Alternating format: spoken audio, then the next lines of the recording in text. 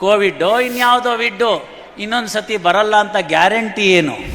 ಅಂತಕನ ದೂತರಿಗೆ ಕಿಂಚಿತ್ತೂ ದಯವಿಲ್ಲ ಅಂತ ದಾಸರು ಎಚ್ಚರಿಸ್ತಾ ಇರ್ತಾರೆ. ಹೇಗೋ ಇರಲಿ, ಭಗವಂತ ಯಾವಾಗಲೂ ಕೂಡ ಕಲಿಯುಗದಲ್ಲಿ ಸಾಕ್ಷಾತ್ ಅವತಾರವನ್ನು ತಾಳಲಾರ. ಹಾಗಾಗಿ ನಮಗೆ ಕೋವಿಡ್ನ ವಾರಿಯರ್ಸ್ ಮುಖಾಂತರ, ವೈದ್ಯಕೀಯ ಮಹಾನುಭಾವರುಗಳ ಮುಖಾಂತರ, ಗಿರಿಧರ್ ಕಜೆ ಅವರ ಮುಖಾಂತರ ಎಲ್ಲರನ್ನು ಪುನಃ ನಮಗೆ ಪುನರ್ಜೀವನ ಕೊಟ್ಟಿದ್ದಾನೆ. ಇಲ್ಲಿರ್ತಕ್ಕಂಥವರೆಲ್ಲ ಅದೃಷ್ಟವಂತರು. ಈ ಕಾರ್ಯಕ್ರಮವನ್ನು ವರ್ಚುವಲ್ ನೋಡ್ತಿರ್ತಕ್ಕಂಥವರೆಲ್ಲ ಕೂಡ ಅದೃಷ್ಟವಂತರು. ಯಾಕೆಂದರೆ ನಮಗೆ ಸೆಕೆಂಡ್ ಲೈಫ್ ಬಂದಿದೆ. ಹಿಂದಿನ ಲೈಫ್ನಲ್ಲಿ ಮಾಡಿದಂಥ ತಪ್ಪುಗಳನ್ನ, ಅಂದರೆ ಪ್ರೀ ಕೋವಿಡ್ ಮಾಡಿದಂಥ ತಪ್ಪುಗಳನ್ನು ಪೋಸ್ಟ್ ಕೋವಿಡಲ್ಲಿ ಮಾಡಬೇಡಿ. ಕೋವಿಡ್ಡೋ ಇನ್ಯಾವುದೋ ವಿಡ್ಡು ಇನ್ನೊಂದು ಸತಿ ಬರಲ್ಲ ಅಂತ ಗ್ಯಾರಂಟಿ ಏನು? ಅಂತಕನ ದೂತರಿಗೆ ಕಿಂಚಿತ್ತೂ ದಯವಿಲ್ಲ ಅಂತ ದಾಸರು ಎಚ್ಚರಿಸ್ತಾ ಇರ್ತಾರೆ. ತಾಸು ಬಾರಿಸುತ್ತಿದೆ ಕೇಳಿದೆಯಾ ಅಂತ ಹೇಳ್ತಾರೆ. ಆದದ್ದಾಯ್ತು ಇನ್ನಾದರೂ ಒಳ್ಳೆ ಹಾದಿ ಹಿಡಿಯೋ ಪ್ರಾಣಿ ಅಂತ ದಾಸರು ಎಚ್ಚರಿಸ್ತಾರೆ. ಯಾರೂ ಸಂಗಡ ಬಾಹೋರಿಲ್ಲ ಅಂತ ಕನಕದಾಸರು ಅವತ್ತಿನ ICU ಚಿತ್ರವನ್ನು ನಮ್ಮ ಮುಂದೆ ಕೊಟ್ಟರು. ಹೇಗೆ ಕೊಟ್ಟರು ಅವರು ಅವತ್ತಿನ ICU ಚಿತ್ರ ಅಂತ ಹೇಳಿದ್ರೆ, ಸುತ್ತಲೂ ಕುಳಿತಿದ್ದ ಮಿತ್ರ ಬಾಂಧವರೆಲ್ಲ ಹೊತ್ತು ಹೋಯಿತು ಹೊರಗೆ ಹಾಕೆನುವರು, ಹಿತ್ತಲ ಕಸಕ್ಕಿಂತ ಕಡೆಯಾಯಿತಿ ದೇಹ ಹೊತ್ತುಕೊಂಡೊಯ್ದು ಅಗ್ನಿಯಲ್ಲಿ ಬಿಸಿಡುವರು, ಯಾರೂ ಸಂಗಡ ಬಾಹೋರಿಲ್ಲ. ಇದೆಲ್ಲ ನಮಗೆ ದಿಕ್ಸೂಚಿ ಆಗಬೇಕಲ್ವಾ? ದಿಕ್ಕು ತಪ್ಪಿದ್ದೀವಿ ಅಂತ ನಾನು ಯಾರನ್ನೂ ಹೇಳ್ತಿಲ್ಲ. ದಿಕ್ಕಿನಲ್ಲಿ ಅಷ್ಟೋ ಇಷ್ಟೋ ಆಚೆ ಕಡೆ ಮೇನ್ ರೋಡ್ ಬಿಟ್ಬಿಟ್ಟು ಸೈಡ್ ರೋಡ್ಗೆ ಇಳಿದಿದ್ರೆ ಪುನಃ ಮೇನ್ ರೋಡ್ಗೆ ಬನ್ನಿ ಅಂತ ಅನ್ನೋದಕ್ಕೆ ಇವೆಲ್ಲ ನಮಗೆ ಇರ್ತಕ್ಕಂಥ ಮಾರ್ಗಗಳಾಗಬೇಕಾಗತ್ತೆ. ಅಷ್ಟೇನು ಅಷ್ಟಕ್ಕೆ ನಿಲ್ಲಿಲ್ಲ ವಿಚಾರ. ಹಾಗಾದರೆ ಅಲ್ಲಿ ಏನು ತೊಗೊಂಡು ಹೋಗ್ಬೋದು ನಾವು ಅಂತ ಎಲ್ಲರೂ ಹೇಳ್ತಾರೆ. ಅಲೆಕ್ಸಾಂಡರ್ ಆದಿಯಾಗಿ ಹೇಳ್ಬಿಟ್ಟು ಅವನ ಕೈನ ಹೊರಗಡೆ ಇಟ್ಬಿಟ್ಟು ನಾನೇನು ತರಲಿಲ್ಲ ಅಂತ ಹೇಳ್ಕೊಂಡು ಹೋದಂತಂದು ತೋರಿಸೋದಕ್ಕೋಸ್ಕರ ಅಂತ ಅಲೆಕ್ಸಾಂಡರ್ ಹೇಳ್ದ. ಹಾಗಾದರೆ ನಾವೇನು ಅಂತಂದರೆ, ನಾವು ಹೇಳಿದ್ದೀವಿ ಅದನ್ನ ತೊಗೊಂಡೋಗಲ್ಲ ಅಂತ ಗೊತ್ತು. ನಿಮ್ಗೆಲ್ಲರಿಗೂ ಗೊತ್ತಿಲ್ಲದಿರೋ ಅಂಥ ಗುಟ್ಟನ್ನು ಕನಕದಾಸರು ಹೇಳ್ಕೊಟ್ಬಿಟ್ರು. ಒಂದನ್ನು ತೊಗೊಂಡು ಹೋಗ್ಬೋದು, ಇಲ್ಲಿಂದ ಒಂದನ್ನು ತೊಗೊಂಡು ಹೋಗ್ಬೋದು, ನ್ಯಾಯವಾಗಿ 2 ತೊಗೊಂಡು ಹೋಗ್ಬೋದು. ನಾನು ಒಂದರ ಮೇಲೆ ಮಾತ್ರ ಜಾಸ್ತಿ ಆಸೆ ಇದೆ. ಏನು ತೊಗೊಂಡು ಹೋಗ್ಬೋದು ಇಲ್ಲಿಂದ ಅಂದರೆ ಪಾಪ ಪುಣ್ಯ, ಅದನ್ನು ತೊಗೊಂಡು ಹೋಗ್ಬೋದು. ಅದರಲ್ಲಿ ಪಾಪ ಇಲ್ಲೇ ಬಿಡೋಣ, ಪುಣ್ಯ ತೊಗೊಂಡು ಹೋಗೋಣ. ಹೇಗೆ? ವೆಸ್ಟರ್ನ್ ಯೂನಿಯನ್ ಮನಿ ಟ್ರಾನ್ಸ್ಫರ್ ಅಲ್ಲಿ ಇಲ್ಲ ರೀ, ಇಲ್ಲ. ಯಾವುದು ದುಡ್ಡು ಇಲ್ಲಿಂದ ತೊಗೊಂಡು ಹೋಗೋಕ್ಕಾಗೋದಿಲ್ಲ. ಏನು ತೊಗೊಂಡು ಹೋಗೋಕ್ಕಾಗದೇ ಇದ್ರೆ ಏನು ಮಾಡ್ಬೋದು ಅಂತಂದರೆ, ಬೆಳಗ್ಗೆ ಸಂಧ್ಯಾವನ್ನೇ ಮಾಡುವಾಗ ಸರ್ವೇ ಜನ ಸುಖಿನೋ ಭವಂತು ಅಂತೀವಲ್ಲ, ಅದು 1. ದೊಡ್ಡವ್ರಿಗೆ ಕಾಲಿಗೆ ನಮಸ್ಕರಿಸಿರ್ತಕ್ಕಂಥದ್ದು 2. ದೀರ್ಘಾಯುಷ್ಮಾನ್ ಭವ ಅಂತ ಹೇಳಿಸ್ಕೊಳ್ಳೋದು 3. 4ನೇದು, ಸಮಾಜದಲ್ಲಿ ಯಾರು ಕೆಳಸ್ತರದಲ್ಲಿ ಇದ್ದು ತೊಳಲಾಡ್ತಾ ಇದ್ದಾರೆ ಅವರನ್ನು ಕೈಯಿಂದ ಹಿಡಿದೆತ್ತಿ ಊಟ ಕೊಡೋಕ್ಕಾಗದೇ ಇದ್ರೆ, ಬೇಡ ನಾನು ನಿನ್ನ ಜೊತೆ ಇದ್ದೀನಿ ಅಂತ ಉಪವಾಸ ಇರ್ತೀವಲ್ಲ, ಅದು 4. ತಂದೆ ತಾಯಿಯನ್ನು ವೃದ್ಧಾಶ್ರಮಕ್ಕೆ ಬಿಡದೆ, ನಾಳೆ ಬೆಳಗ್ಗೆ ಕರ್ನಾಟಕದಲ್ಲಿರ್ತಕ್ಕಂಥ ಎಲ್ಲ ವೃದ್ಧಾಶ್ರಮಗಳು ಬಂದಾಯಿತು ಅಂತಂದರೆ ಅದಕ್ಕಿಂತ ಇನ್ಯಾವುದು ವೆಸ್ಟರ್ನ್ ಯೂನಿಯನ್ ಮನಿ ಟ್ರಾನ್ಸ್ಫರೇ ಇಲ್ಲ. ತೀರಾ ಕೈಲಾಗದೇ ಇದ್ದಾಗ ನಾವು ಕೂಡ ಅದನ್ನು ಅನುಭವಿಸಿದ್ದೀವಿ, ಮಾಡಿದ್ದೀವಿ. ಆಗ ಸಮಾಜ ಈ ಥರ ನಡ್ಕೊಂಡಿರಲಿಲ್ಲ. ಕಾಶಿ ಯಾತ್ರೆಗೆ ಹೋಗಬೇಕು, ನಮ್ಮ ತಂದೆ ವಯಸ್ಸಾಗಿದ್ದರೆ ಕಣ್ ಕಾಣಕ್ಕಾಗಲ್ಲ, ನೀವು ನಿಮ್ಮಲ್ಲಿ ಒಂಚೂರು 4 ತುತ್ತು ಅನ್ನ ಹಾಕ್ಕೊಂಡು ಇಟ್ಕೊಂಡಿರ್ತೀರ ಅಂತಂದರೆ ಇಟ್ಕೊಂಡಂಥ ಪುಣ್ಯಾತ್ಮರುಗಳನ್ನ ನಾನು ನೋಡಿದ್ದೀನಿ. ಎಲ್ಲಿ ಹೋಯ್ತಾ ಮಾನವೀಯತೆ ಇವತ್ತು? ಕಾಶಿ ಯಾತ್ರೆ ಮಾಡೋದು ಅಂತ ಹೇಳ್ತಿದ್ರು. ಕಾಶಿ ಯಾತ್ರೆ ಮುಗಿಸ್ಕೊಂಡು ಬಂದಮೇಲೆ, ಬದ್ರಿ ಯಾತ್ರೆ ಮುಗಿಸ್ಕೊಂಡು ಬಂದಮೇಲೆ ಅವ್ರ ಕಾಲಿಗೆ ನಮಸ್ಕಾರ ಮಾಡ್ತಿದ್ರು. ಸ್ನೇಹಿತರೆ, ಈಗಿನ ಥರ ಯಾವ ಬ್ಯಾಂಕ್ ಲಾಕರು ಇರಲಿಲ್ಲ.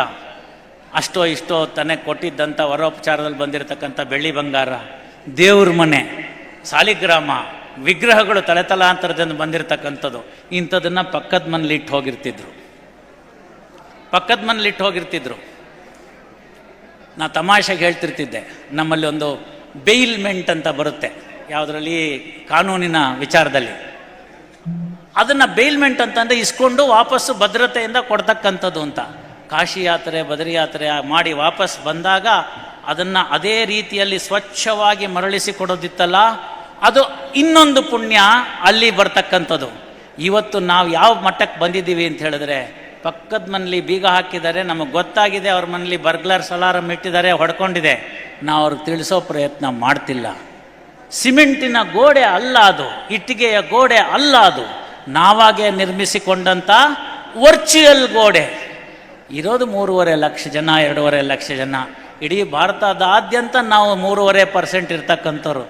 ಯಾಕೆ ಸಿಮೆಂಟು ಮತ್ತು ಇಟ್ಟಿಗೆ ಗೋಡೆಗಳನ್ನ ಕಟ್ಕೋತೀರಿ? ಆ ಕಟ್ಟಡಗಳನ್ನ ಒಡೆದು ಹಾಕಿ ಅದೇ ಸಿಮೆಂಟು ಇಟ್ಟಿಗೆಗಳಿಂದ ನಿಮ್ಮ ಮನೆಯಿಂದ ಅವರ ಮನೆಗೆ ಒಂದು ಬ್ರಿಡ್ಜನ್ನು ಕಟ್ಟಿ, ಆಗ ಅದು ಯಾರು ಬಂದು ನಮ್ಮನ್ನು ತಡಿತಾರೋ ನೋಡೋಣ. ಒಂದು ಪ್ರವಾಹೋಪಾದಿಯಲ್ಲಿ ಈ ಸದ್ಗುಣಗಳು ಬರಬೇಕು. ಕನಕದಾಸರು ಅದನ್ನು ಹೇಳ್ತಾರೆ. ಗುಟ್ಟನ್ನು ಹೇಳುವಾಗ ಏನು ಹೇಳ್ತಾರೆ ಅಂತಂದರೆ, ಹರಣ ಹಿಂಗುವ ಮುನ್ನ ಹರಿಯ ಸ್ಮರಣೆ ಮಾಡಿ ಪರಗತಿಗೆ ಸಾಧನವ ಮಾಡಿಕೊಳ್ಳೋ ಕರುಣಾನಿಧಿಗಾಗಿ ನೆಲೆಯಾದಿ ಕೇಶವ. ಇಂಥ ಒಂದು 400-500 ವರ್ಷದ ಕೆಳಗಡೆಗೆ ಕನಕದಾಸರು ಕೊಟ್ಟಂಥ ಕಾಲು ಅಂದಿಗಿಂತ ಇಂದು ಪ್ರಸ್ತುತ ಅಂತ ನಾನು ಭಾವಿಸ್ತೇನೆ. ಇಂತಹ ಸಂದರ್ಭಗಳಲ್ಲಿ ನಮ್ಮ ಮಕ್ಕಳಿಗೆ, ಅಕ್ಕಪಕ್ಕದವರಿಗೆ ಎಲ್ಲರನ್ನೂ ನನ್ನವರು ಅಂತ ಒಪ್ಪಿಕೊಳ್ಳಬೇಕಾಗಿರ್ತಕ್ಕಂಥದ್ದಕ್ಕೆ ಸುಮ್ಮನೆ ವಸುದೈವ ಕುಟುಂಬಕಂ ಅಂತ ಅಂದ್ಬಿಟ್ಟು ಘೋಷವಾಕ್ಯಗಳಿಗೆ ನಿರ್ಮಿಸಿದಲ್ಲೇ ಇಂತಹ ಸಮಾರಂಭಗಳಲ್ಲಿ ಸಣ್ಣ ಪುಟ್ಟ ತಕರಾರುಗಳು ಬಂದಿರಬಹುದು, ಸಣ್ಣ ಪುಟ್ಟ ಭಿನ್ನಾಭಿಪ್ರಾಯಗಳು ಮನೆಯಲ್ಲಿ ಬಂದಿರ್ಬೋದು, ಊರಿನಲ್ಲಿ ಬಂದಿರ್ಬೋದು, ಅಕ್ಕಪಕ್ಕದ ಮನೆಗಳಲ್ಲಿ ಬಂದಿರ್ಬೋದು. ಇಂತಹ ಸಮಾರಂಭಗಳು ಅಂತಹ ಎಲ್ಲ ದಿಕ್ಕು ತಪ್ಪಿದವರನ್ನು ಪುನಃ ಮುಖ್ಯ ರಸ್ತೆಗೆ ಕರೆದುಕೊಂಡು ಬರುವಂತಹ ವೇದಿಕೆ ಆಗಬೇಕು ಅಂತ ನನ್ನ ಭಾವನೆ.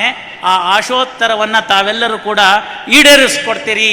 ನಾನು 4ನೇ ಹವ್ಯಕ ಸಮ್ಮೇಳನಕ್ಕೆ ಬಂದು ಮಾತಾಡೋಂತಾದರೆ ಇದರಲ್ಲಿರ್ತಕ್ಕಂಥ ಅಂತಹ ಭಿನ್ನಾಭಿಪ್ರಾಯದಲ್ಲಿ ಕೇವಲ 5% ಕಡಿಮೆ ಆಗಿದ್ದರೆ ಇವತ್ತಿನ ನನ್ನ ಸಮಯ ನಿಮ್ಮಲ್ಲಿಟ್ಟಿದ್ದಕ್ಕೆ ಸಾರ್ಥಕ ಅಂತ ಭಾವಿಸ್ತೇನೆ.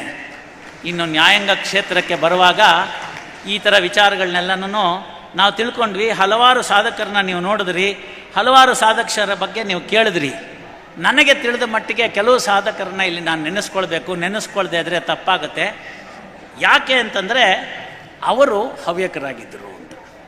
ಜಸ್ಟಿಸ್ NDV ಭಟ್ ಇರ್ಬೋದು, GN ಸಭಾಹಿತರು ಇರ್ಬೋದು, ಅವರ ಮಕ್ಕಳಾಗಿರ್ತಕ್ಕಂಥ VG ಸಭಾಹಿತ್ ಇರ್ಬೋದು, ಆ ನಂತರದಲ್ಲಿ ಗೋವಿಂದ ಭಟ್ ಮತ್ತು ಶಿವಶಂಕರ್ ಭಟ್ರು ಇರ್ಬೋದು. ಇವರೆಲ್ಲರೂ ಕೂಡ ನಮ್ಮ ಈಗಿನ ಪಂಡಿತರು ಕೂಡ, ಜೋಶಿ ಅವರು ಕೂಡ. ಹಾಗಾಗಿ ಮುಂದೆ ಕೂತಿರ್ತಕ್ಕಂಥ ಅನಂತರಾಮ್ ಹೆಗಡೆ ಅವರು, ಇವರೆಲ್ಲರೂ ಕೂಡ ಅದೇ ಸಮುದಾಯದಿಂದ ಬಂದವರು.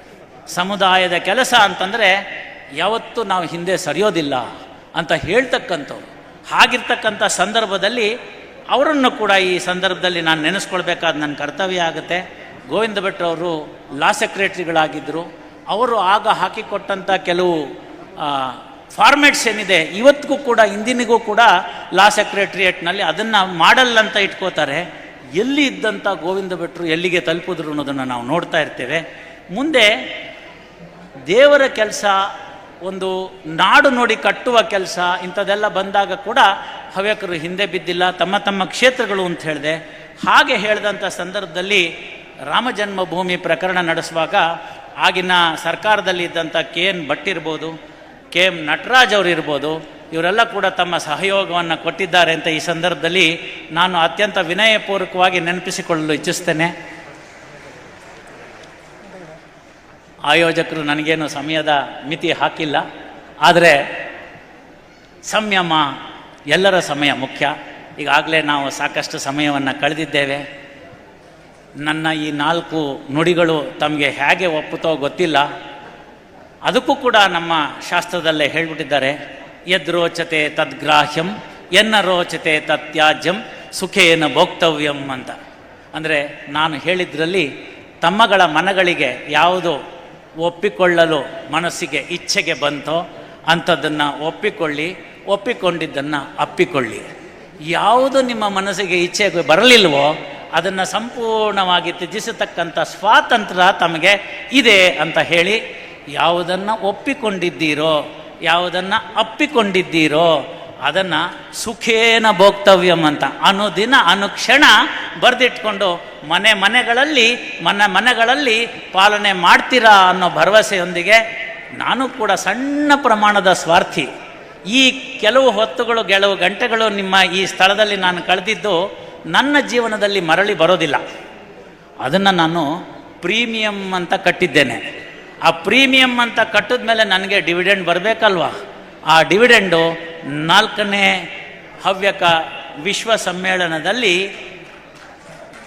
ಪ್ರೀತಿಪೂರ್ವಕವಾಗಿ ಕಲುಷಿತ ವಾತಾವರಣಗಳಿಲ್ಲದೆ ಬಿಟ್ಟು ಹೋದ ಸಂಬಂಧಗಳು ಬೆಸುಗೆಯಾಗಿ ಮನಸ್ತಾಪಗಳು ಕೊನೆಯಾಗಿ ಆ ಮಹಾಬಲೇಶ್ವರನಲ್ಲಿ ಅರ್ಪಿತವಾಗುತ್ತೆ ಅಂತ ನೆನೆಸ್ತಾ ತಮ್ಮೆಲ್ಲರಿಗೂ ಸಾಷ್ಟಾಂಗ ಪ್ರಣಾಮಗಳು.